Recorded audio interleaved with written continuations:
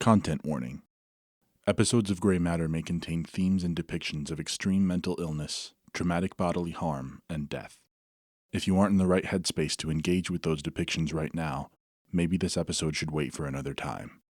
Otherwise, proceed with caution.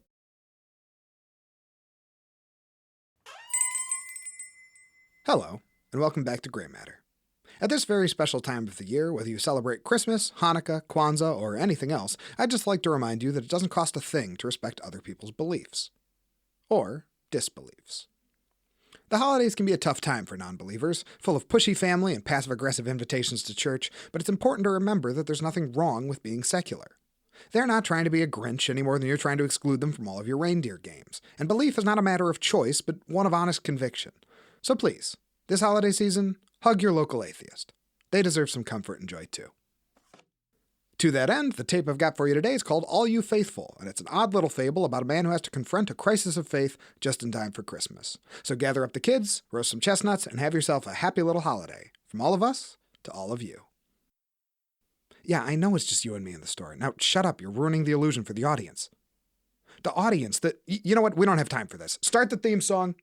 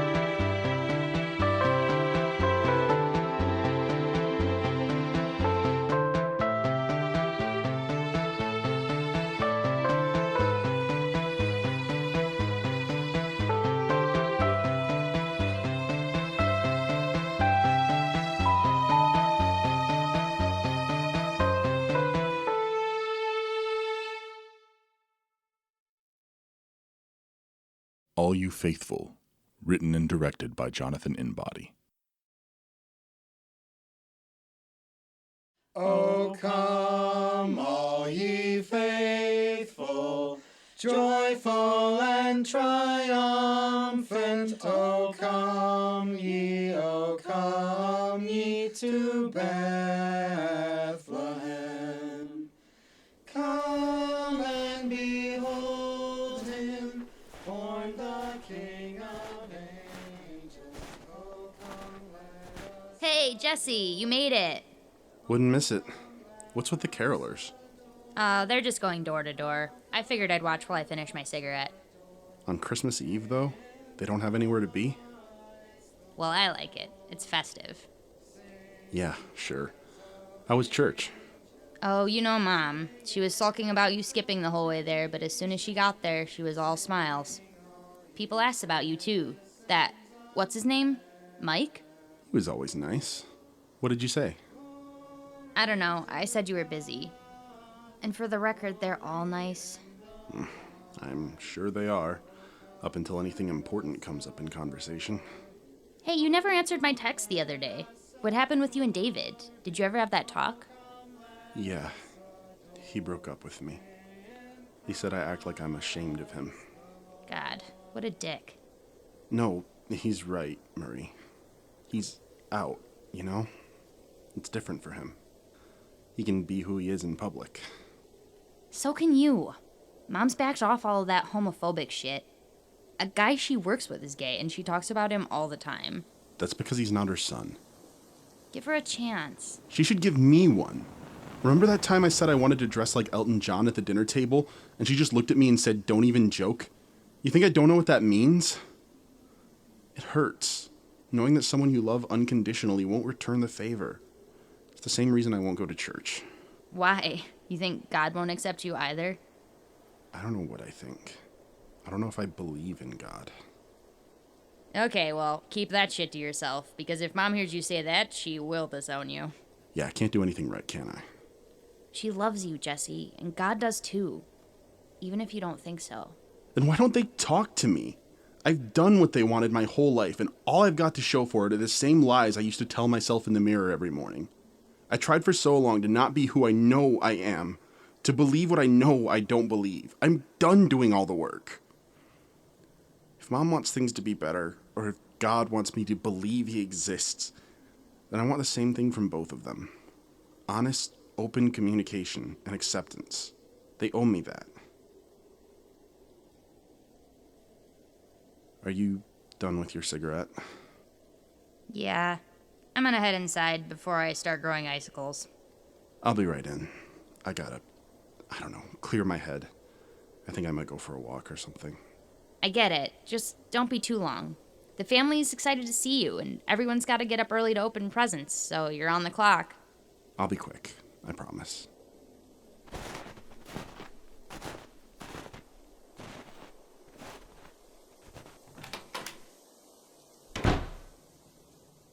"'Tis the season of cheap, shitty gifts and the friendly lies we tell each other. The season of blizzards, knee-high slush, black ice." I looked down at the muddy snow lining the sidewalk and shook my head. So much for peace on earth, goodwill toward men. My family was nice enough, I supposed, given that you didn't talk, think, or act differently than they did. It was just like the people at church, all smiles up until they find out who you really are. Then it was guilt, aggression, scolding you like you were a child until you told them what they wanted to hear. "I'm here, Jesse." I looked around, trying to find the source of the voice that just spoke to me. The dark, rural road was quiet and empty, and all I could hear was the cold breeze and the sound of distant carolers. I looked over my shoulder at the woods behind me. Had it come from there? "You wanted me to speak to you. Do you want to talk to me?" Hello? Who is that? "Don't you recognize my voice? The voice of a shepherd calling to his lost sheep?" I'll bet you think you're hilarious playing God on Christmas Eve. You're not.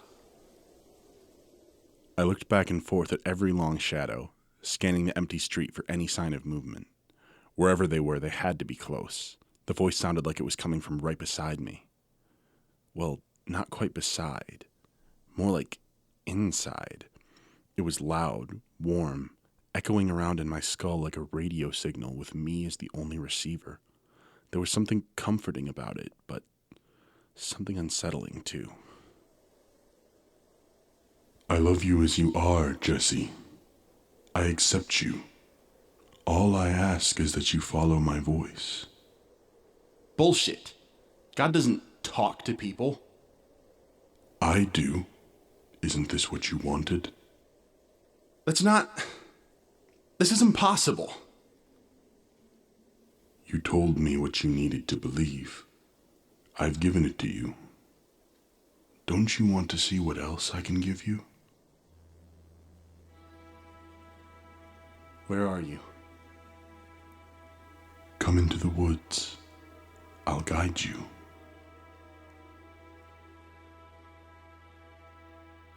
I stared at the dark tree line. Was I going crazy? There was something in the voice that I couldn't help but trust, even though I knew that none of this was possible. God doesn't talk to people.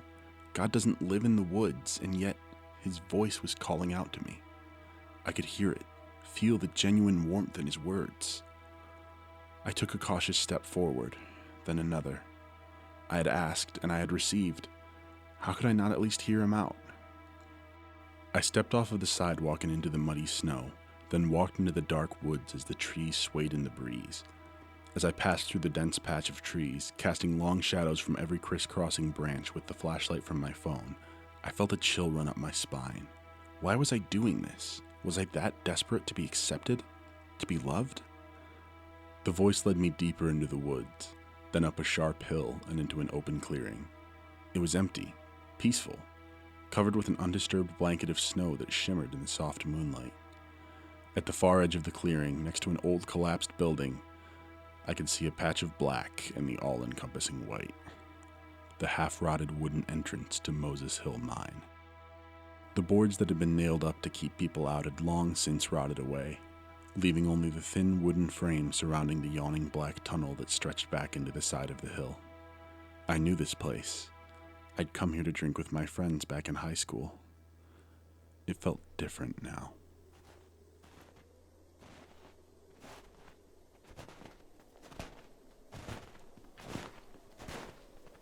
As I walked across the open field, the voice inside my mind faded, and by the time I reached the rotted wooden frame, it had vanished completely. I stared into the dugout tunnel ahead of me, shining my flashlight into the pitch black as I nervously considered what I was about to do. Come to me, my child. I took a startled step back and my eyes widened. The voice wasn't in my head anymore, but echoing up to me from the dark tunnel. I had been inside before. After only 100 yards, the tunnel dropped down into a steep shaft. It was at least 15 or 20 feet wide, and who knows how far it really went down before it opened up into the massive cavern underneath. Hello? Do not be afraid. Come and see. God doesn't live in a mine shaft. Come and see. I turned and looked out at the open field of white snow behind me, broken up only by my line of footprints. Then, with another deep breath, I turned back and walked into the darkness. The patch of light from behind me thinned and shrank as I slowly walked forward, shining my flashlight into the rocky dirt just in front of my feet to make sure I wouldn't accidentally step into the open mine shaft. A wave of hot air rushed past me and I coughed. It smelled like curdled milk, rotten eggs, spoiled meat. My eyes began to water and I wrapped my scarf around my mouth and nose, covering them just in time for another burst of hot air to blow past me. I stopped a few feet away from the open mine shaft, then shined my flashlight up to the rocky wall on the other side of it. I had reached the end of the line, and I was no closer to the source of the voice than when I started. Are you there? I'm at the end of the tunnel. Where are you? Look down. I stepped up to the edge of the pitch-black mine shaft and shined my flashlight down into it. At the bottom, where the shaft opened up into the man-made cavern, two massive golden eyes stared up at me. What the fuck? Turn off your light. I reached up with a shaking hand and turned my flashlight off, then put my phone back into my pocket as warm golden light drifted up from the bottom of the mine shaft. Around the huge eyes, I could see the outline of a gigantic, gaunt face, with a mouthful of thin, needle-like teeth, pulsing with waves of golden light from the thin musculature inside its opaque skin. The light grew brighter, rippling down to one misshapen, bony shoulder atop a shriveled chest. A spindly, atrophied arm was pinned uncomfortably underneath the other side of the desiccated torso, with a grasping, clawed hand that stretched up towards me with long, thin fingers. The massive skeletal figure sat cramped and twisted in the cavern at the bottom of the shaft, bulging out of the end of a collapsed tunnel where its lower half was covered by huge piles of dirt and fallen rocks. As the thin, almost transparently skinned thing twisted its shoulders and craned its sinewy neck to look up at me, I realized that it could hardly move. You're not God. I am not your God, but I could be. Well, if you're a God, why can't you get yourself out of there? Even before that tunnel collapsed, you were probably too big for it. You don't even really fit in the cavern. The earth is too heavy, even for me. So what, you want my help? God doesn't need help. Your God needs nothing, not even you. He's rejected you. And you wouldn't? Is that what you're saying? I can be your God. I can give you purpose. What about acceptance? Love? I can give them. I will value you no matter how you choose to use your genitals. You're a real sweet talker, huh? Look upon me. The golden light flared up from inside the shaft and swept out around me, bathing me in a sudden warmth as deep emotion flooded into my mind. I could feel it. True, affectionate, unconditional love, rushing through every vein and muscle as contented arcs of electricity set off every dopamine receptor in my brain. I dropped to my knees as my eyes welled up with tears, my entire body shaking as waves of warm acceptance washed over me. It felt so good, so pure, so manipulative. Stop. Please. All at once, the feeling faded, and I was back to kneeling in the dark. I took a ragged breath in and let it out, then slowly got to my feet as my legs trembled underneath me. Can you deny my godhood now? I don't know. I don't know what you are, besides huge. I am beyond you, above you. I can show you such wonders. Is that not a god? I guess. I spoke to you, chose you to meet my need. Your god never spoke. He was neglectful. I don't know if my god exists. I exist. You can see me, hear me, even touch me if you got close enough. Does that alone not make me superior? It's something. You feel worthless because your god only values your obedience. I value you as you are and without stipulation. You are worth everything to me. Why? Because I need you. I require the same as your last god, for you to give your life to me. But I have so much more to offer. I'm not disappointed in you. I don't condemn you for who you are. I accept you, and I love you. You felt it. The golden light bloomed up from the shaft again, stretching out towards my feet as I took a cautious step back. So, what do you want me to do? Go door to door and pass out pamphlets? No, I do not require servitude. I require sacrifice. What do you mean? I have been trapped down here for so long, huddled in this narrow shaft while I waste away. The only water I get is melted snow or muddy rain, and I never get any food. You want to eat me? I want you to give yourself to be eaten, to step off of the ground underneath you and drop into my waiting mouth. There is only a second of pain, tearing, gnashing, and then you will awake in paradise, bathed in my holy light. I looked down at the billowing golden fog floating around my ankles, and for a second I craved it again. It had felt so beautiful, so right, and yet something inside me didn't trust it. So if I let you eat me, I can feel that all the time? The kingdom of heaven is within me. I've shown you. You've only felt glimmers, droplets of my glory. But within me is an ocean of comfort and joy.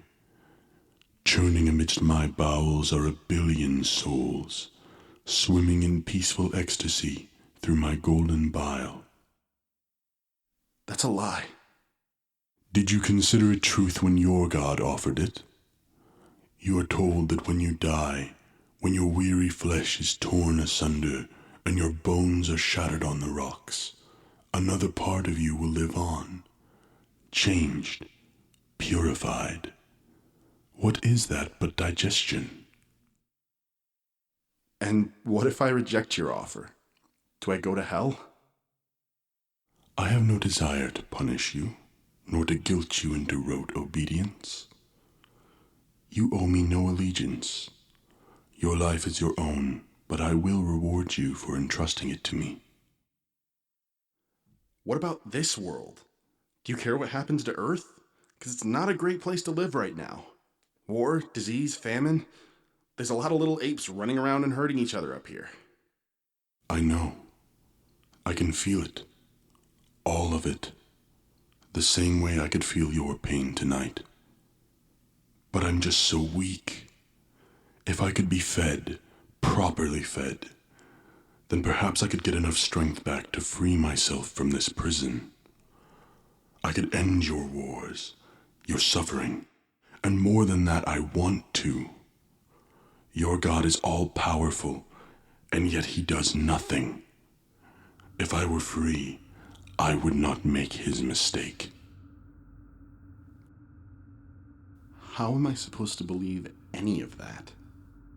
Have faith. Why? You haven't offered any proof. The world around you is proof. I pulled up the magma to sculpt each mountain, carved every river with the tip of my finger.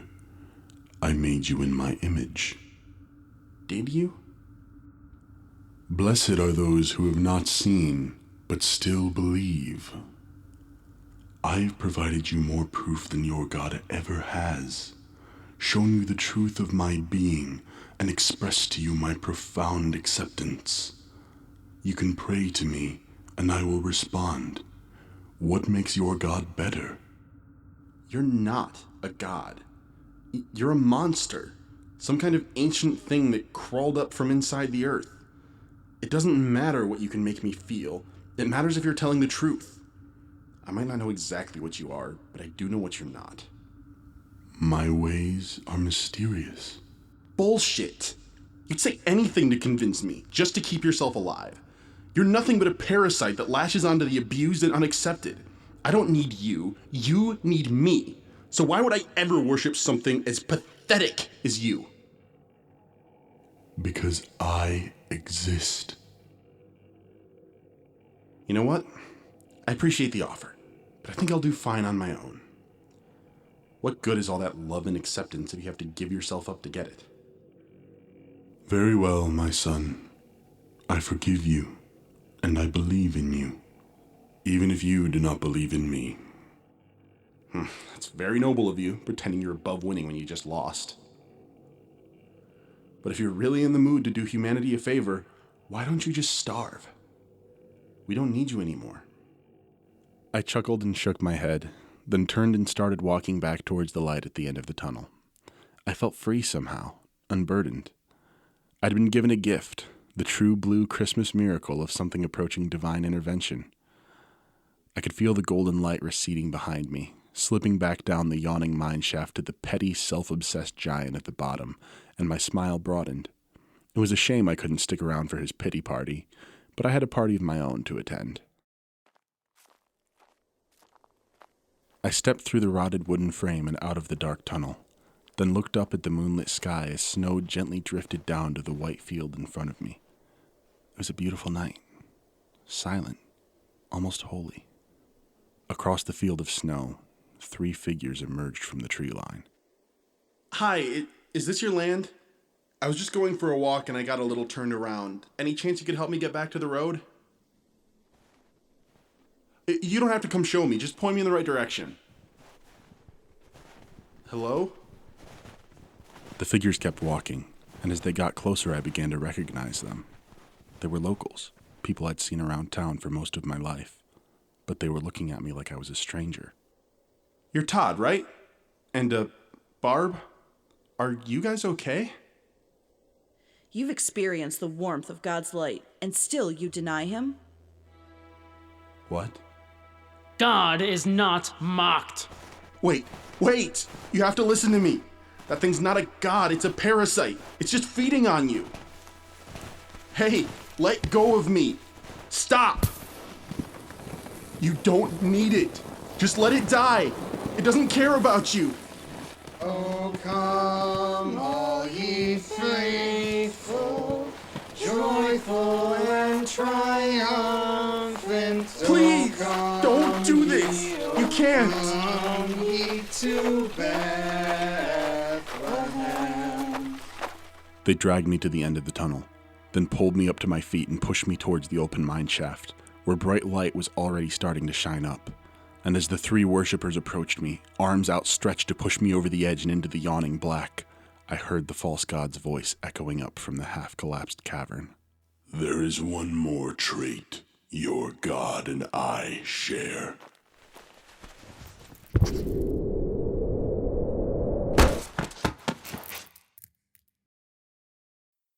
Jealousy.